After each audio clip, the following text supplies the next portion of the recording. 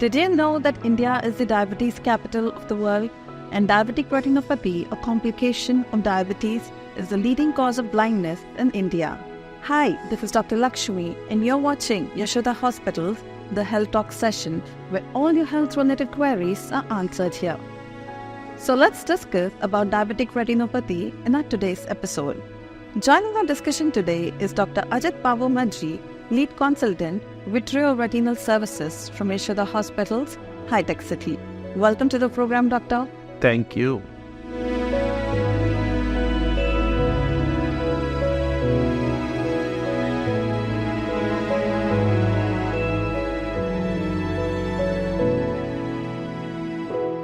So, Doctor, India being the diabetic capital of the world, with increase in diabetes, there is increase in burden of diabetic retinopathy.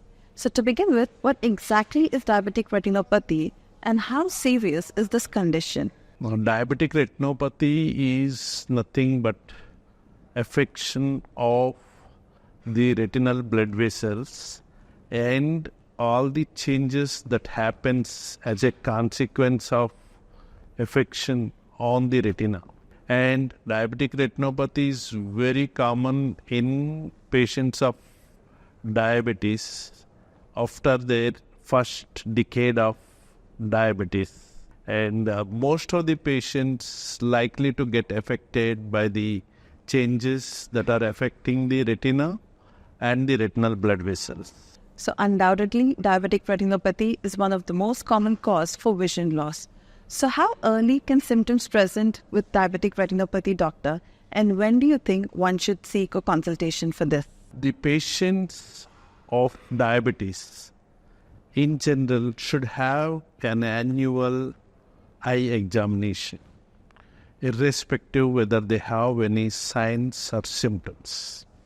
The diabetic patients, even at later stages, may not be having any visual symptoms. These patients only can be detected by a retina examination.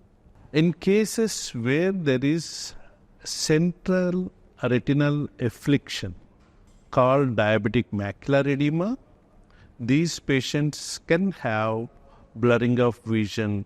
In advanced stages like proliferative diabetic retinopathy, the blood vessels can bleed. And when there is a hemorrhage, the patient can have floaters or sudden decrease of vision.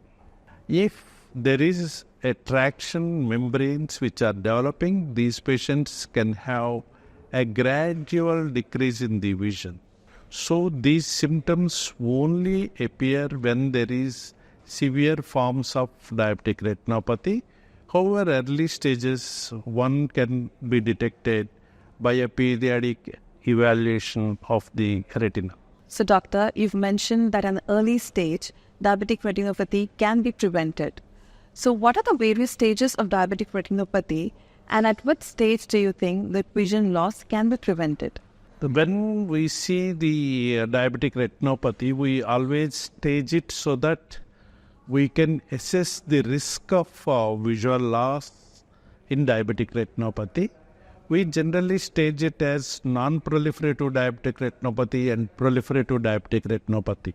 So an alert by the patient to the eye doctor or even the treating physician, they can send them for retina evaluation where we can detect the non-proliferative diabetic retinopathy with diabetic macular edema and early stages of proliferative diabetic retinopathy.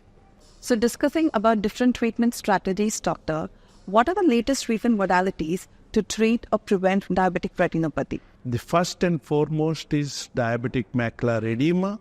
Diabetic macular edema may require a good control of the systemic parameters of diabetic. In addition, there may be a requirement of periodic intraocular injections to reduce the edema, and some selected group of patients may require only laser photocoagulation. The second different stage is proliferative diabetic retinopathy. Early proliferative diabetic retinopathy is very amenable for laser photocoagulation. However, when it comes to the advanced stages of proliferative diabetic retinopathy, these require more or less a surgical intervention which need to be done by an expert vitreoretinal surgeon. So, even the eye doctor need to refer these patients to the vitreoretinal surgeon for an appropriate intervention and regaining the lost vision in these stages of diabetic retinopathy. So with these advanced treatment options, doctor, what interventions do you think is needed for sight-threatening diabetic retinopathy? Sight-threatening diabetic retinopathy is where there is a risk of losing the vision in the immediate future. In cases of vitreous hemorrhage, again, there can be a sudden loss of vision which requires a surgical intervention in the form of vitrectomy. A traction or rhegmatogenous retinal detachment may progress very fast and can result in a long-standing loss of vision. This again requires an advanced vitreoretinal surgery. So even though diabetes is a common lifestyle disorder and diabetic retinopathy is one of the leading causes for blindness, I'm sure there are many myths surrounding this. So would you like to clear a few?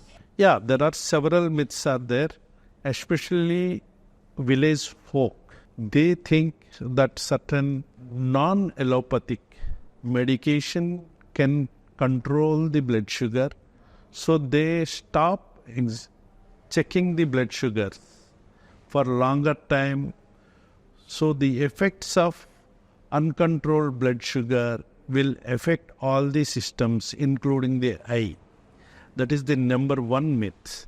The number two myth is the eye examination. They will think that anyone can identify the stages of diabetic retinopathy. In fact, a retina specialist will only be able to stage the diabetic retinopathy. So it's always advisable when you are thinking about diabetic retinopathy, you should go to a proper retina specialist. So before we wrap this episode, doctor, what message you would like to share with our viewers out there? Certainly, because this is a great opportunity for me to interact with the people, that diabetes is not a disease to be felt dreaded of. People will think that if diabetes comes, my life is over. No. It is a disciplined disease, and if you are controlling the blood sugar very well, then you can have a long, healthy life. That is number one. Number two is you need to have a regular medical checkups. When it comes pertaining to diabetic retinopathy, you need to have an eye examination with an eye doctor. But once there is some stage of diabetic retinopathy has come, it is better to visit a retina specialist. When surgery is required, you must visit a vitreoretinal surgeon, and a good surgeon is very, very essential. So thank you, Dr. Ajit Babu. It was wonderful having you here on the episode today. Thank you very much. This is a great opportunity for me to express myself and contribute for the health of the people. So this brings us to the end of this episode. We hope you found this discussion enlightening and helpful, and don't forget to join us for next week as well. Until then, take care and stay healthy. Thank you.